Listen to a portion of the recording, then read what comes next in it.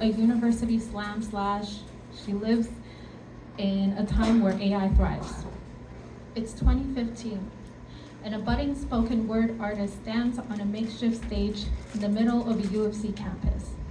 In the palm of her hands is a notebook of emotions that emerges in the lump of her throat, then breaks into tears beneath the horizon of her eyes. If you asked her to define poetry, she'd describe a vivid sensation of one's body submerged in an ocean of nostalgia, where empathy is designed into a rising tide of emotion and carrying audience to the shore of their own fortitude.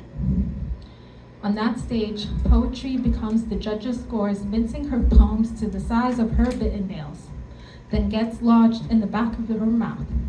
The tight chord feeling in her larynx as though she's taken every word back inside her voice box off that stage. This tight chord feeling dissipates into the gripping chokehold of laughter as the next poet who wins the month slam was actually reciting rap lyrics by Flatbush Zombie, like wearing borrowed lines of someone's life by hiding a wolf that guts any poet into chewed words. It's 2022. And the pandemic was once a hiccup in her lifetime, like a sudden spasm of time and space that left a portal of memories where her former poet lays and wakes from their grave. In her rising, AI would coincidentally thrive in an age where human connection is disappearing. The algorithm splays itself in hunger for that ever more vacant space, morphing into a Frankensteinian being from limbs of unknown bodies of art, with hands that can't hold a candle to genuine meaning, as its binary tongue could never speak life in another's soul. Love, sadness, anger, or even rage gives art and poetry an anatomy that stands in returning humanity back from wherever it was lost. Its spine holding her up to the test of the times, because art in its truest form is the life story behind the genius. So this next piece, it's also a new poem. It is about a time I visited Vegas last year, and it made me realize that I took a lot of things I took for granted living in Calgary after visiting Vegas and realizing that Vegas is not all is what it seems to be honest, no offense to Nevada. This one's called POV. This is the first time visiting Vegas. The theme of the night is nostalgia and celebration of the new year. There's a halter dress that loops in the back of your neck. A silken opening summons the late Marilyn Monroe on your figure, embodying the sacrifice of the woman you were in 2022. Your childhood BFF passes you vodka hiding inside a disposable plastic bottle. They mean well, offering you a drink, and the proverbial nothing is what it seems morphs into a burning sensation in your stomach that momentarily hides your pain of that fight with your mom before Vegas, which circles over and over on the back of your mind, forming a portal within your subconscious, where Zouk nightclub slowly fades into a distant background, as if one's eardrums were submerged under water that dims the rest of the world in a low, muffled sound. This won't matter once the child inside watches you fit in.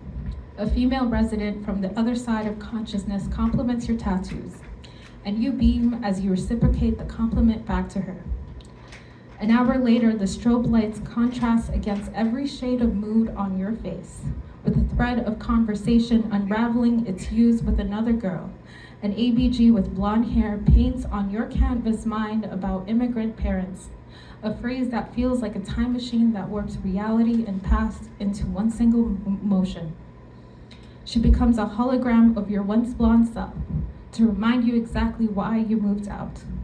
This would nudge on your eardrums to resurrect your body back out of the portal of your own subconscious and awakes you in the realm of a new age. While the DJ orchestrates your body in tandem with the beat, that you smile so hard until you can't feel your face. Nostalgia is a canvas against strobe lights, and suspending time from becoming passing seconds of sand but a matter of dust that collects into a grainy image, capturing an emotional resilience found within.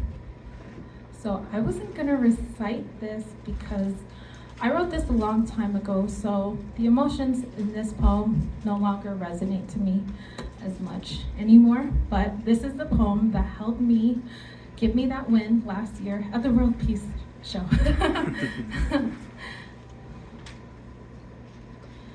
About 2 years ago, I was new at the gym scene. It was leg day, and on the 8th rep of heavy squats, I accidentally strained my hamstrings halfway through, following what felt like this weight stapling me onto the floor. I looked around, hoping no one would see, and to my fear, it was the biggest gym guy waiting for my squat rack. But in that moment, the weight room became a church that worshiped me back. It's where I put my hands together with a bar in prayer of strength, casting demons away in its state of iron and loading its weight upon the shoulders of a girl that already carries the burden of objectification, snarky remarks from strangers, female competition in real life and on social media. And still finding herself lifting all that shit up. Before these hands could ever touch the bar, they were going through an app that made you believe likes and follows could all be in your hands if you could give away self-respect in the course of diminishing a young woman down to her appearance, removing her further when she doesn't fit in the norms of what they see. Body goals, pictures of deception, dishonesty in a form of Photoshop, plastic surgeons playing God, all of it falling under an even bigger illusion, that a woman's worth is measured by how many people can minimize her. But the truth is, the body has power to free one from its spiritual shackles.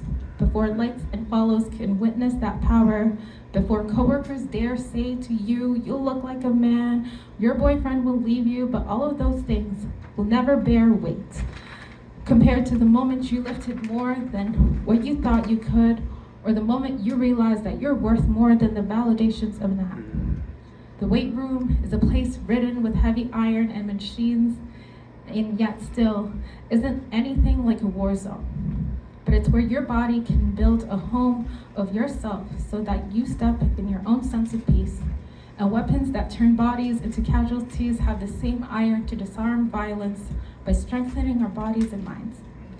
All the worries disappears as the biggest guy in the weight room compliments your squat session. But just like the barbell, he will never know the other weight upon your shoulders.